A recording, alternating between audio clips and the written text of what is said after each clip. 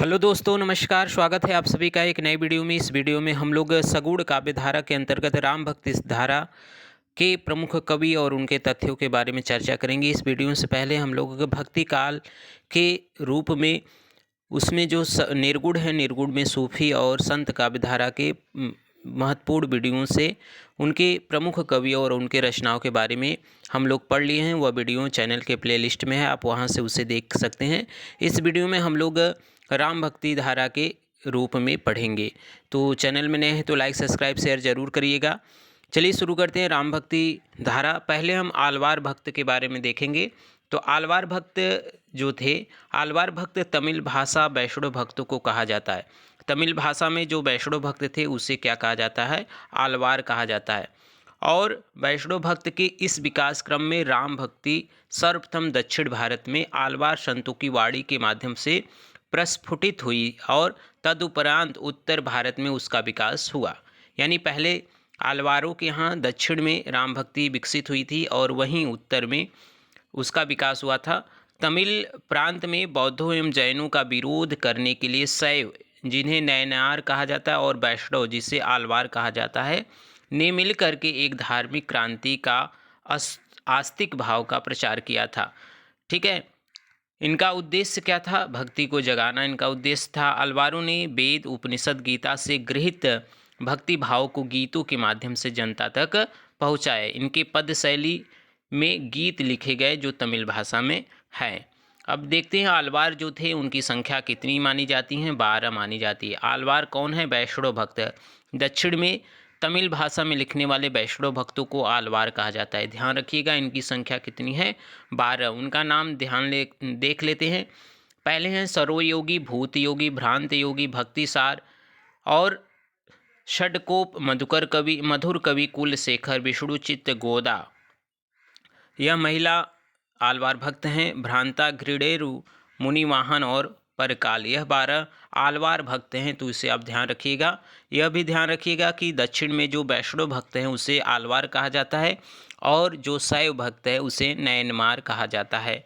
अब बात करें इनके ग्रंथ के बारे में, तो आलवार भक्तों द्वारा लिखी गई 4000 पदों का संकलन दिव्य प्रबंधक नामक नाम से संकलित किया गया है। तो याद रखिएगा, दिव्य प्रबंधक में किसके गीतों का संकलन है? तो आलवार भक्तों के गीतों का। वह कितने पद हैं? 4000 पद हैं।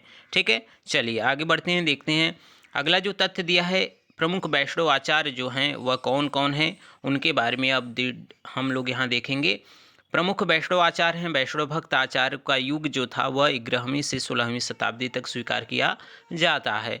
पहले जो प्रमुख आचार्य हैं वह हैं श्री रामानुजाचार्य। श्री रामानुजाचार्य जो पहले आचार्य हैं। श्री रामानुज ने अवतारी राम को अपने विष्णु भक्ति का उपास्य देव स्वीकार कर विशिष्टाद्वैतवाद सिद्धांत की स्थापना की। ध्यान रखिएगा, विशिष्टाद्वैतवाद सिद्धांत के प्रवर्तक कौन है? रामानुजाचार्य। दार्शनिक स्तर पर यह सिद्धांत विशिष्टाद्वैत कहलाया। वैसे भक्ति को मुक्ति का साधन मानते हैं तत्वमसि। ठीक है, तत्वमसि।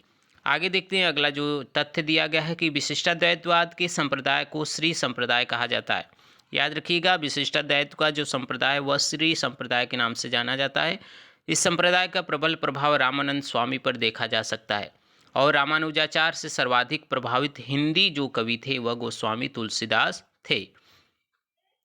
इसे ध्यान रखिएगा कि सर्वाधिक रामानुजाचार्य से प्रभावित जो कवि हैं वह कौन है? गोस्वामी तुलसीदास। रामानुजाचार्य ने सिर संप्रदाय में विष्णु या नारायण की उपासना किया है। तो यह रामानुजाचार्य के प्रमुख जो उनके प्रवर्तक थे, जो सिद्धांत थे, उसके बारे में चर्चा था। अब माधवाचार्य के बारे में देखेंगे। देखिए, माधवाचार्य का जन्म 1199 ईस्वी में दक्षिण भारत में बेलीग्राम में हुआ था। वेदांत में पारंगत होने पर भी संन्यास लेने पर इनका नाम आनंद तीर्थ रखा गया। माधवाचार्य का दार्शनिक मत द्वैतवाद है। याद रखिएगा, द्वैतवाद किसका दार्शनिक मत है? माधवाचार्य का। माधवाचार्य का संप्रदाय ब्रह्म संप्रदाय के नाम से विख्यात है। ठीक है, चलिए, ब्रह्म संप्रदाय का प्रवर्तक अगर पूछे तो वह कौन है? माधवाचार्य। आगे देखते हैं अगला जो तथ्य दिया गया है। विष्णु स्वामी अगले जो हैं, विष्णु स्वामी डॉक्टर भंडारकर के अनुसार इनका उदय 13वीं शताब्दी में हुआ था। विष्णु स्वामी ईश्वर को सच्चिदानंद स्वरूप मानते थे। इनके मत में ईश्वर का प्रधान अवतार नरसिंह है। यानी नरसिंह अवतार के बारे में पूजा करते थे विष्णु स्वामी। विष्णु स्वामी ने रुद्र संप्रदाय की स्थापना की। इसको याद रखिएगा, रुद्र संप्रदाय की स्थापना किसने किया था? विष्णु स्वामी ने किया था।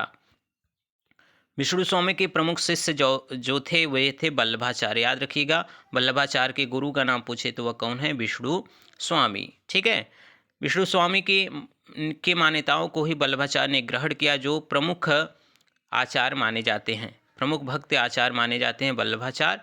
ठीक है, वह उनके गुरु कौन है? विष्णु स्वामी। आगे देखते हैं, वल्लभाचार्य जो प्रमुख प्रवर्तक कहे जाते हैं, यानी प्रमुख आचार्य हैं। तो वल्लभाचार्य का जन्म 1479 ईस्वी में रायपुर जिले के चंपारण में हुआ था। वल्लभाचार्य का संप्रदाय आज स्वतंत्र संप्रदाय के रूप में विख्यात है। दार्शनिक दृष्टि से इस संप्रदाय का सिद्धांत शुद्धाद्वैतवाद कहलाता है। ठीक है, याद रखिएगा, शुद्धाद्वैतवाद अगर पूछे तो कौन है? वल्लभाचार्य। जीव सत्य नित्य है, उसकी उत्पत्ति नहीं होती है, यह इनकी मानना है। इनका मत है कि जीव सत्य नित्य है, उसकी उत्पत्ति नहीं होते हैं। और जीव के 3 रूप इन्होंने माना है। वह कौन कौन से हैं? शुद्ध जीव, सांसारिक जीव और मुक्त जीव। ध्यान रखिएगा इसे। भगवत प्राप्त का साधन भक्ति है और भगवान पोषण या अनुग्रह को ही भक्ति का संबंध मानना चाहिए, इसलिए इनके मत को पुष्टि मार्ग कहा जाता है। अगर पुष्टि मार्ग का प्रवर्तक पूछा जाए तो वह कौन है? वल्लभाचार्य, क्योंकि इन्होंने यह कहा है कि पुष्टि का अर्थ भगवत के अनुग्रह या पोषण से माना गया है, तो इसलिए इनके मार्ग को पुष्टि मार्ग भी कहा जाता है। ठीक है, वल्लभाचार्य के पुत्र गोस्वामी विट्ठलनाथ ने वल्लभ संप्रदाय के प्रचार प्रसार में योगदान दिया था। गोस्वामी विट्ठलनाथ ने पुष्टि मार्गी भक्ति पद्धति को देश भर में प्रचारित किया और 1565 ईस्वी में अष्टछाप की स्थापना की। इसे याद रखिएगा, अष्टछाप की स्थापना किसने किया था? वह विट्ठलनाथ ने किया था, जो वल्लभाचार्य के पुत्र थे। ठीक है, चलिए अब देखते हैं कुछ जो संप्रदाय हैं अभी वल्लभाचार्य के प्रमुख ग्रंथ के बारे में देखते हैं। इनका जो ग्रंथ है अड़ु भाष्य बहुत प्रसिद्ध है। उत्तर मीमांसा या ब्रह्मसूत्र भाष्य जो अड़ु भाष्य के नाम से प्रसिद्ध हुआ। अड़ु भाष्य को वे पूरा नहीं कर पाए थे और उनके पुत्र विट्ठलनाथ जी ने इन्हें पूर्ण किया था। इनके दूसरे तत्वदीप निबंध यह महत्वपूर्ण रचना, इसे याद रखिएगा। अड़ु भाष्य, तत्वदीप निबंध, सूत्र भाष्य और विद्वन मंडन, कृष्णाश्रय, जैमिन पूर्व मीमांसा, पुष्टि प्रवाह मर्यादा, यह सभी रचना, इनमें से आप अड़ु भाष्य और तत्वदीप निबंध को याद रखिएगा। यह प्रमुख रचना यहाँ पे जो दिया गया इसे भी आप ध्यान रखिएगा। श्रृंगार रस मंडन किसकी रचना है? यह विट्ठलनाथ की रचना है। श्रृंगार रस मंडन किसकी रचना है? विट्ठलनाथ की रचना है। चलिए आगे देखते हैं। अगले जो आचार्य हैं वह शंकराचार्य हैं। शंकराचार्य का 8वीं शताब्दी में शंकराचार्य ने अद्वैतवाद की स्थापना की थी। याद रखिएगा, अद्वैतवाद की स्थापना किसने किया था? शंकराचार्य ने। इसकी स्थापना उन्होंने उपनिषद और भगवत गीता और ब्रह्मसूत्र प्रस्थानत्रयी के भाष्यों के माध्यम से अद्वैतवाद को प्रस्तुत किया था। अगले जो आचार्य हैं वह है निम्बार्क। निम्बार्क संप्रदाय का या सनकादि संप्रदाय के अंतर्गत आता है। इसके प्रवर्तक निम्बार्काचार्य माने जाते हैं। इस संप्रदाय का दार्शनिक संप्रदाय भेदाभेदवाद या द्वैताद्वैतवाद है। याद रखिएगा, द्वैताद्वैतवाद के जो प्रवर्तक है वह कौन है? निम्बार्काचार्य। विष्णु के अवतार रूप कृष्ण ही उपास्य है इनके। और स्वामी हरिदास का सखी संप्रदाय भी इसी शाखा से संबंधित है। यानी निम्बार्काचार्य के द्वैताद्वैत संप्रदाय से संबंधित है हरिदास जी का सखी संप्रदाय। इस तथ्य को भी आप याद रखिएगा, ध्यान रखिएगा। चलिए देखते हैं अब कुछ जो महत्वपूर्ण संप्रदाय प्रवर्तक आचार्य हैं उनको देख लेते हैं। यहाँ पे प्रवर्तक आचार्य दिए गए हैं। सबसे पहले रामानुजाचार्य हैं, जिनका समय 12वीं शताब्दी है। इनके सिद्धांत जो दिए गए हैं वह विशिष्टाद्वैतवाद है और श्री संप्रदाय का इन्होंने प्रवर्तक किया था। इसकी उपासना किसने की थी? और विष्णु और नारायण की उपासना इसके द्वारा किया जाता था। अगले आचार्य हैं मध्वाचार्य, जो 13वीं शताब्दी के हैं। द्वैतवाद इनका सिद्धांत है और ब्रह्म संप्रदाय के संस्थापक थे। विष्णु की उपासना यह करते थे। अगला विष्णु स्वामी हैं, जिनका समय 13वीं शताब्दी है। ठीक है, वे रुद्र संप्रदाय के प्रवर्तक हैं। वल्लभाचार्य शुद्धाद्वैतवाद के प्रवर्तक हैं और वल्लभ संप्रदाय इनका है। निम्बार्काचार्य द्वैताद्वैत संप्रदाय और सनकादि संप्रदाय के प्रवर्तक हैं। शंकराचार्य 8वीं शताब्दी में हैं, जो अद्वैतवाद या स्मार्थ संप्रदाय के प्रवर्तक माने जाते हैं। अगले जो प्रमुख रूप से हैं वह रामानंद है। रामानंद रामावत संप्रदाय के प्रवर्तक हैं, जिसके आराध्य श्री राम जी हैं। तो इस लिस्ट को आप याद रखिएगा, इससे एक प्रश्न बनता है, ध्यान रखिएगा इसे। चलिए अब राम काव्य में कुछ प्रमुख रचनाएं, भक्ति काल से पहले जो प्रमुख रचनाएं प्राप्त होती हैं उसको देख लेते हैं। राम काव्य का पौम चरियु है जो स्वयंभू द्वारा रचित है। पौमचरियम है जो बिमल सूरी द्वारा लिखा गया है। याद रखिएगा, पौमचरियु स्वयंभू द्वारा है और पौमचरियम बिमल सूरी द्वारा है। पद्मचरित है रवि विशेष द्वारा, और उत्तर पुराण है गुणभद्र द्वारा, महापुराण है पुष्यदंत द्वारा, रावण मंदोदरी संवाद मुनि लावड़े द्वारा और हनुमान चरित्र सुंदरदास द्वारा। तो यह प्रमुख राम काव्य हैं जो भक्ति हिंदी में भक्ति काव्य से पहले मिलते हैं। ठीक है, अब देखिए आगे हम बढ़ते हैं और प्रमुख संस्कृत में जो राम काव्य है उसके बारे में चर्चा करेंगे। संस्कृत में राम कथा का प्रमुख नाटक अगर माना जाए तो भास ने अभिषेक नाटक और प्रतिमा नाटक में इसे लिखा है। कालिदास का रघुवंश महाकाव्य भी राम काव्य से संबंधित है और प्राकृत भाषा में प्रवरसेन रचित रावण वध का महत्वपूर्ण स्थान है। ठीक है, रावण वध किसने लिखा है? प्रवरसेन ने, जो प्राकृत भाषा में है। अब बात करते हैं राम कथा के हिंदी कवि। हिंदी में कुछ ऐसे जो कवि हैं जो राम काव्य का प्रवर्तन किए हैं, उसमें ईश्वरदास आते हैं। ईश्वरदास के दो रचना अंगद पैज और भरत मिलाप में इन्होंने राम भक्ति के बारे में लिखा है। तो अंगद पैज में इन्होंने रावण की सभा में अंगद के पैर को जमाकर हट जाने की वीर पूर्वक वर्णन मिलता है। भरत मिलाप में राम कथा का वर्णन है। इसका उल्लेख नागरिक सभा द्वारा किया गया था। अगले जो प्रमुख कवि हैं राम काव्य में वह अग्रदास है। अग्रदास के गुरु का नाम क्या है? वह गुरु का नाम है कृष्णदास पायहारी महाराज जी। राम भक्ति परंपरा में रसिक भावना का समावेश का श्रेय अग्रदास को जाता है। याद रखिएगा, राम भक्ति परंपरा में रसिक भावना के समावेश का जो श्रेय है वह अग्रदास को जाता है। अग्रदास ने राम भक्ति काव्य में रसिक संप्रदाय का प्रवर्तन किया है। यह प्रश्न बनता है कि अग्रदास ने राम भक्ति में रसिक संप्रदाय का प्रवर्तन किया है।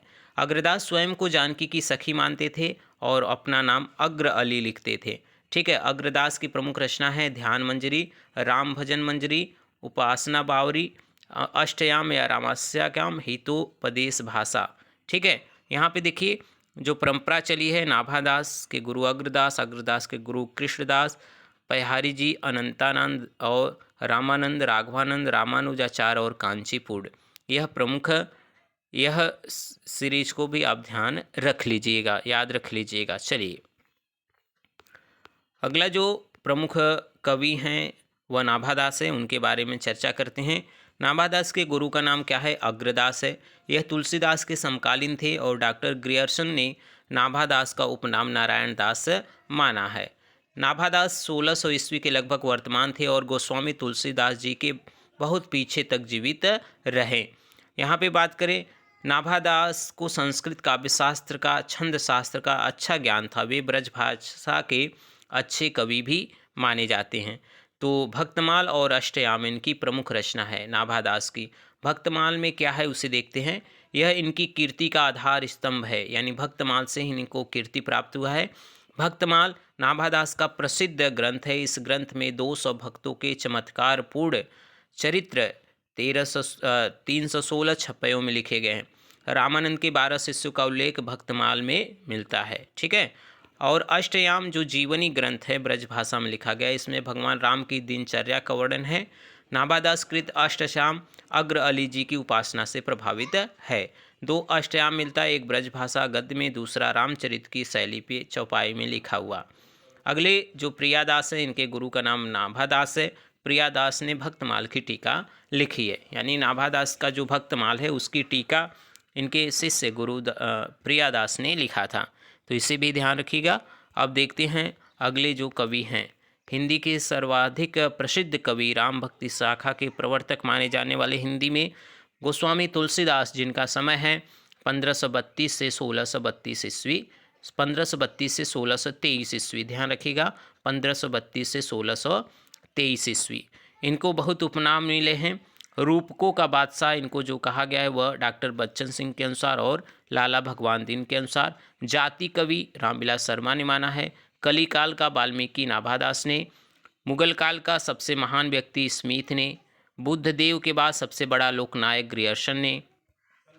भारतवर्ष का लोकनायक हजारी प्रसाद द्विवेदी।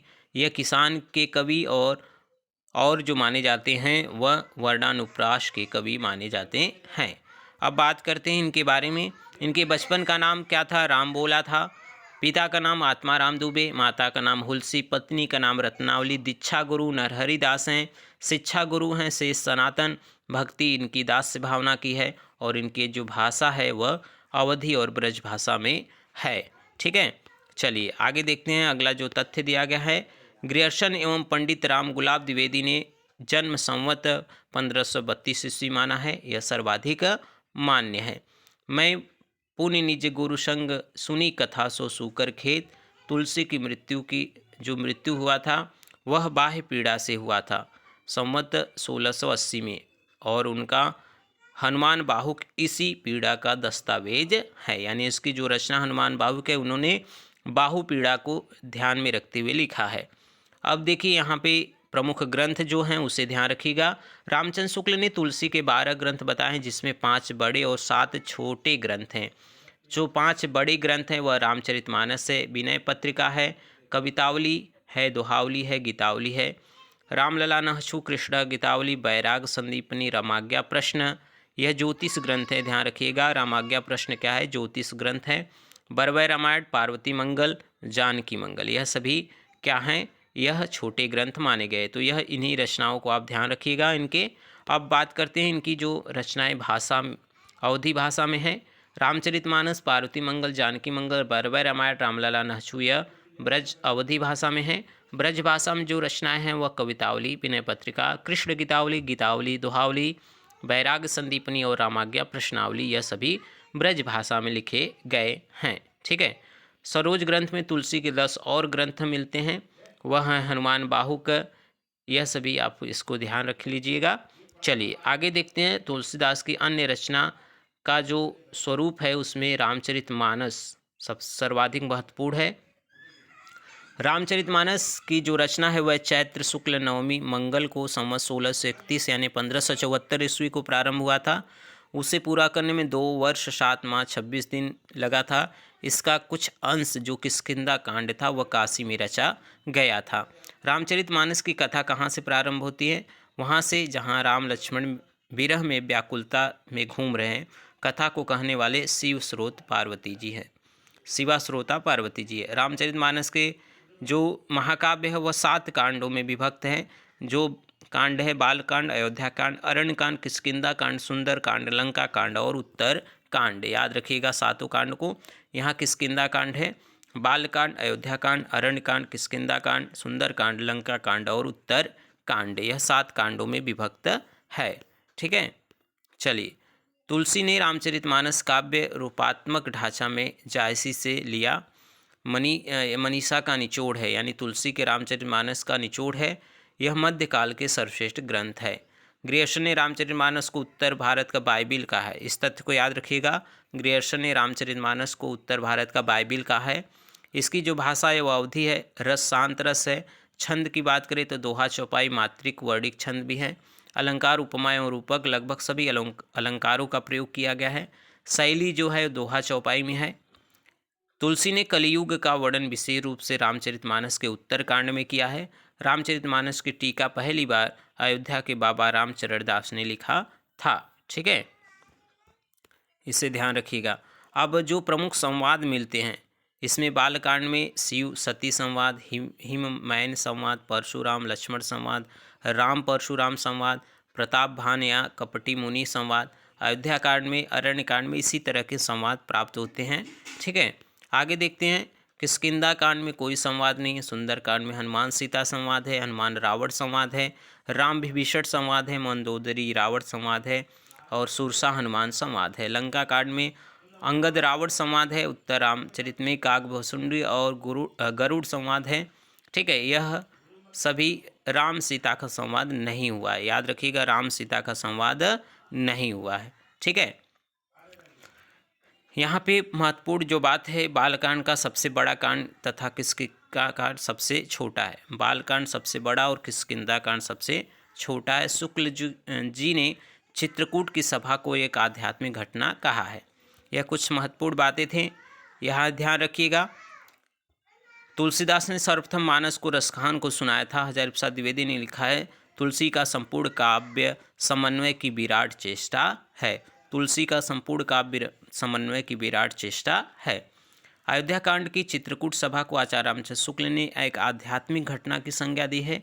चित्रकूट सभा में वेद गीत, लोकगीत तथा राजनीति तीनों का समन्वय मिलता है। अब देखिए यहाँ पे महत्वपूर्ण पंक्ति दी गई है। रामचरितमानस के संदर्भ में रहीमदास ने लिखा है, रामचरितमानस विमल संतन जीवन प्राण, हिंदुअन को वेद सम यवन ही प्रकट कुरान। इसे याद रखिएगा, रहीमदास की यह पंक्ति महत्वपूर्ण पंक्ति है। ठीक है, चलिए आगे बढ़ते हैं, देखते हैं अब कुछ और रचनाएं जो इनकी हैं। देखिए विनय पत्रिका जो इनकी रचना है, विनय पत्रिका में 279 पद हैं। प्रधान रस शांत है, यह गीति काव्य रचना में लिखा गया है। विनय पत्रिका कोई कथा नहीं वरन इष्टदेव के प्रति भक्ति आराधना है। विनय पत्रिका प्रारंभ हुई है श्री गणेश वंदना से। विनय पत्रिका में सब पद है। शिव सिंह सेंगर ने इसे तुलसीदास की प्रौढ़तम कृति कहा है। विनय पत्रिका नामक अर्जी की रचना तुलसी ने कली काल से मुक्ति पाने हेतु दरबार में स्तुति की है, तो इसे याद रखिएगा। चलिए कवितावली गीतावली इसे हम देख लेते हैं। कवितावली में वस्तुतः तुलसीदास ने कवितावली आदि मुक्तकों की कथा कही है। गीतावली में यह बात प्रसिद्ध है कि सूरदास जी का अनुकरण करते हुए इन्होंने यह काव्य रचना किया है। ठीक है, चलिए आगे देखते हैं। बरवै रामायण कबीरदास ने तुलसीदास ने यह रचना रहीम के आग्रह पे किया है। इसमें प्रयुक्त छंद वही है जो रहीम के ग्रंथ बरवै नायिका भेद में है। कृष्ण गीतावली इसका रचना स्थान वृंदावन यात्रा के अवसर पर तुलसी ने किया था। दोहावली जो है यह तुलसीदास ने राजा के कर्तव्य का वर्णन 573 दोहा में किया है। ठीक है, तो यह कुछ महत्वपूर्ण तथ्य थे, याद रखिएगा।